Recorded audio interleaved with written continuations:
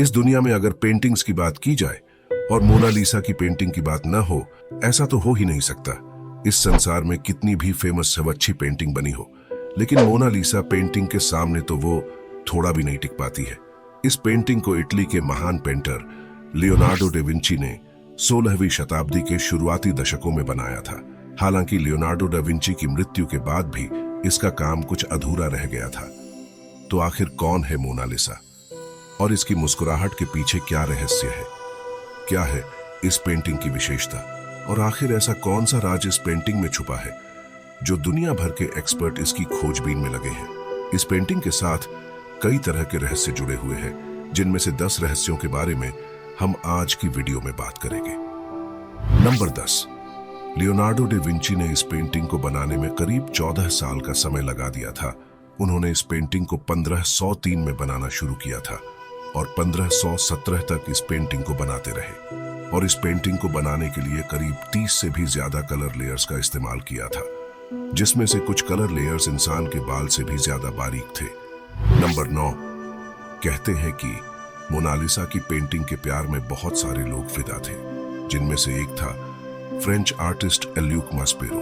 23 जून 1952 को ल्यूक मास्पेरो ने पेरिस के एक होटल की 4थी मंजिल से कूदकर अपनी जान दे दी थी। ल्यूक मास्पेरो ने मरने से पहले एक सुसाइड लेटर लिखकर छोड़ा था, जिसमें लिखा था कि वह मोनालिसा के प्यार में पागल है। वह उसकी सुंदरता पर फिदा था और वह कई सालों तक उसका इंतजार किया है, लेकिन वह नहीं आई।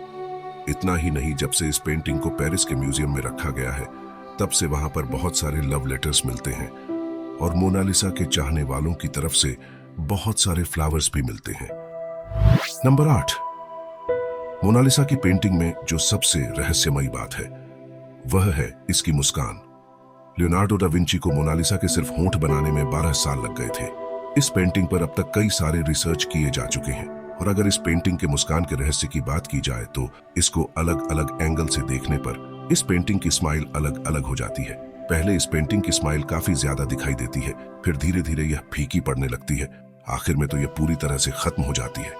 नंबर 7, मोनालिसा कौन थी? इस पेंटिंग में दिखने वाली औरत कौन है और यह पेंटिंग इतनी फेमस और महंगी क्यों है? मतलब लियोनार्डो डा विंची ने यह किसकी तस्वीर बनाई थी?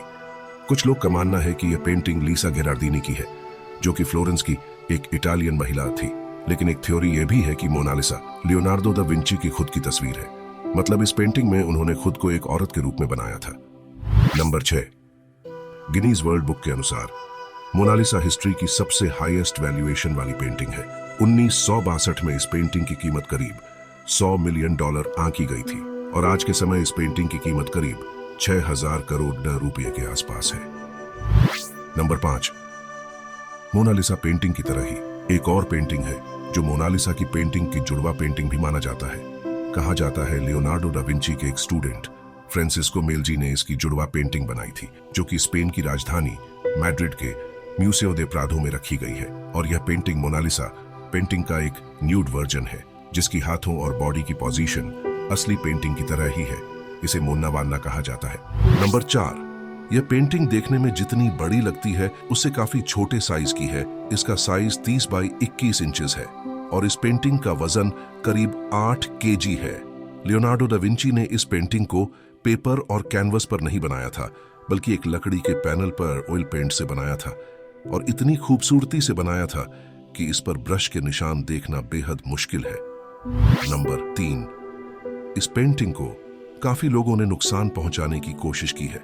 1556 में एक टूरिस्ट ने इस पेंटिंग पर पत्थर मार दिया था, जिससे इसकी बाएं बाजू पर निशान पड़ गया था। उसके बाद इसी ठीक कर दिया गया। इतना ही नहीं, एक व्यक्ति ने तो इस पर एसिड फेंक दिया था, जिसके बाद इसे बुलेट प्रूफ फ्रेम में रखा गया। नंबर 2, 1519 में लियोनार्डो डा विंची की मृत्यु के बाद फ्रांस के राजाओं ने मोनालिसा की पेंटिंग को अपने प्राइवेट कलेक्शन का हिस्सा बना लिया और फ्रांस रिवॉल्यूशन के बाद इस पेंटिंग को पेरिस के एक म्यूजियम में इसे रख दिया गया। कहते हैं कि यह पेंटिंग नेपोलियन को इतनी पसंद आई थी कि कुछ समय के लिए उसने इस पेंटिंग को अपने बेडरूम में लगवा लिया था।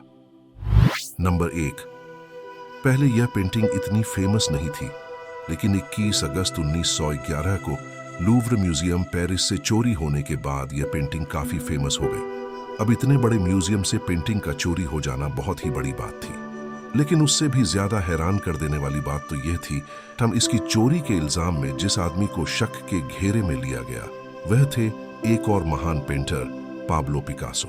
लेकिन इन्वेस्टिगेशन के बाद उनसे यह आरोप हटा लिया गया। काफी खोजबीन के बाद पता लगा कि इसी म्यूजियम में काम करने वाले एक वर्कर विंसेंजो पेरुगिया ने पेंटिंग चोरी किया था। बाद में उस पेंटिंग को फिर से लूव्र म्यूजियम में रख दिया गया।